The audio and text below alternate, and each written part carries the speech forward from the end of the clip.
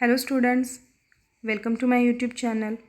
आज हम देखेंगे इवोल्यूशन और थ्योरी ऑफ इवोल्यूशन के बारे में। तो सबसे पहले देखेंगे इवोल्यूशन क्या है।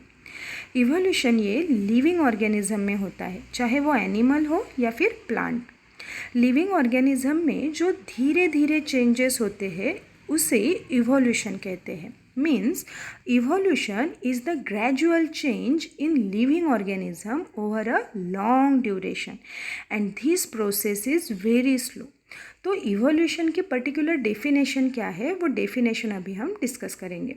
यहाँ मैंने दो डेफिनेशन दिए हैं। तो सबसे पहली जो डेफिनेशन है उसका मीनिंग क्या है।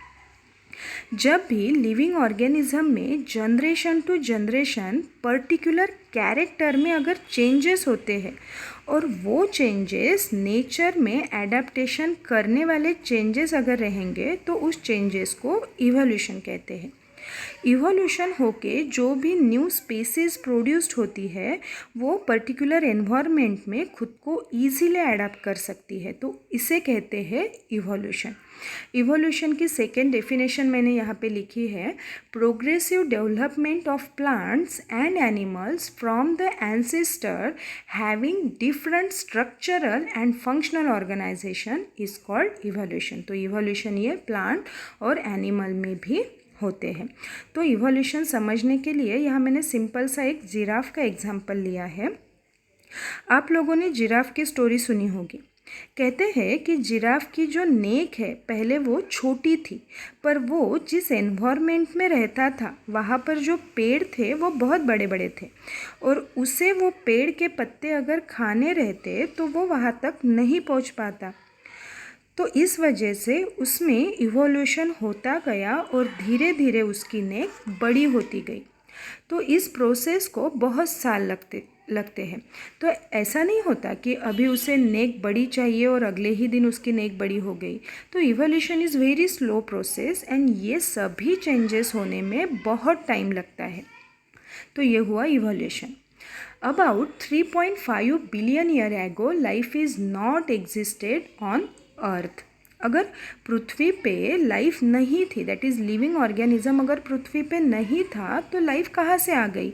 तो साइंटिस्ट का कहना है कि ओशन में, दैट इज़ समुंदर में सिंपल एलिमेंट प्रोड्यूस हुआ था।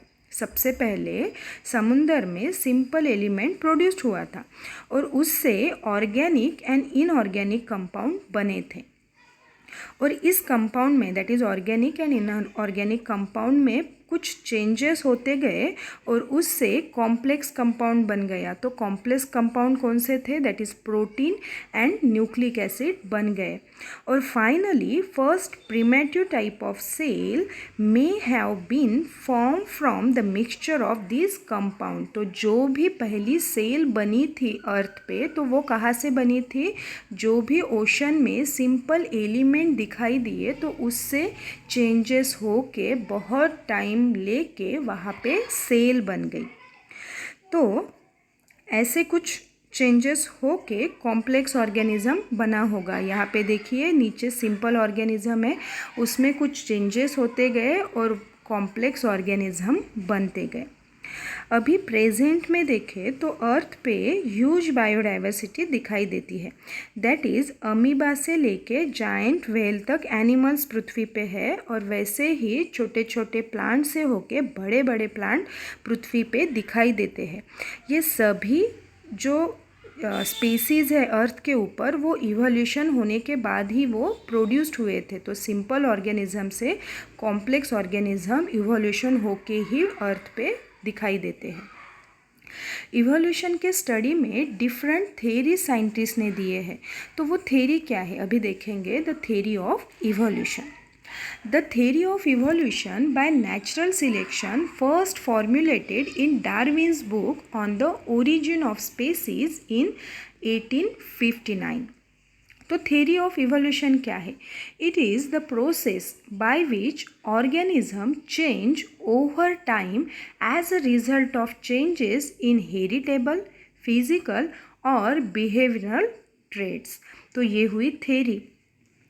अब जो भी चेंजेस आते हैं लिविंग ऑर्गेनिज्म में तो वो लिविंग ऑर्गेनिज्म में बेटर एडेप्टेशन कर पाता है कोई भी एनवायरनमेंट में। और वहाँ उस एनवायरनमेंट में वो ऑर्गेनिज्म इजीली सर्वाइव कर पाता है।